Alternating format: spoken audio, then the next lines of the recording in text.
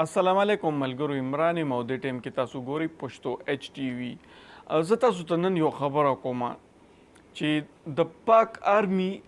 دی لکه پاکستان فوج دومره ماشاءالله پاورفل فوج دی چې موږ سره اټم بم هم شته او هر رنګې میزایل شته، نو ځکه موږ د شپې په سکونو د کیږو. که زموږ پاک آرمي فوج زموږ ویک وي یا څه مسله وي، نو نن به زموږ د اسرائیل چې کوم کار فلسطین سره کوي یا انډیا چې کوم کار کشمیر سره کوي، دغه انجام به زمونږ مو ای به پونږ راتله دغه ملکونه، خو پونږ ځکه نشي راتلی چې په بارډرو باندې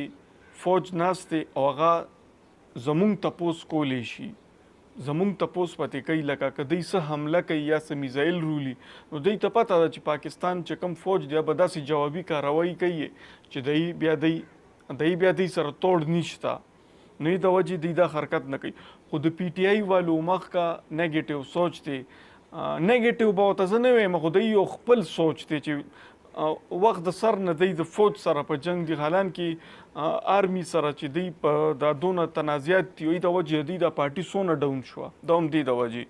موجوده چې زه تاسو ته کومه ویډیو ښوم دا د شهریار افریدي دا مخ کا د بغاوت خبرې کوي. دا ویډیو تاسو لږ وګورئ. जो कानून इमरान खान पे लगेगा जर्नल तुम पे भी लगेगा, हम लगा के रहेंगे इंशाल्लाह। फौज मेरी है, लेकिन अगर अंबियाए कराम कानून से बालातर नहीं तो कोई जर्नल भी कानून से बालातर नहीं, कोई अगर मेरा लीडर कानून से बालातर नहीं, अगर कोई सियासतदान कानून से बालातर नहीं,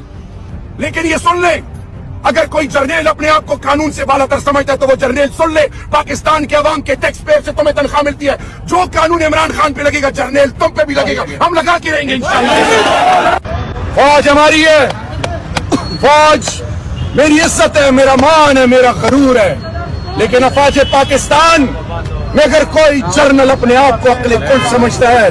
तो उसके लिए मैसेज ये कि د فوج صفت هم کړی دی چې فوج زموږ دی، خو لکه بیا بل طرف ته دی هغه مخکې سیاسي دغه کوي که نه، نو زما په خیال داسې نه دي په کول پکار. فوج پکې سیاست کې نه دي راوستل پکار، ځکه چې د فوج یو خپل مقام دی او پرېږدي چې هغه مقام اخ شان برقرار پاتې شي. بار ملکونو والا بیا دې نه نیگیټیو دغه خلي او خپل نیوز باندې، لکه زه اکثر له د انډیا چینل یې ګورم نو ای ته بیا غلطه فایده اخلي وي، دا دی چې د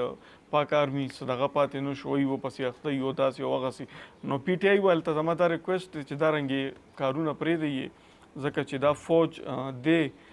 دونه ماشاءالله پاور کې دی، نو ځکه مونږ د شپې په سکونو د کیږو. چینل باندې چې څوک نه وي دي زموږ چینل هم ضرور سبسکرایب کړئ چې دا رنګې معلوماتي ویډیوګانې تاسو ته مخې ته راځي. مننه.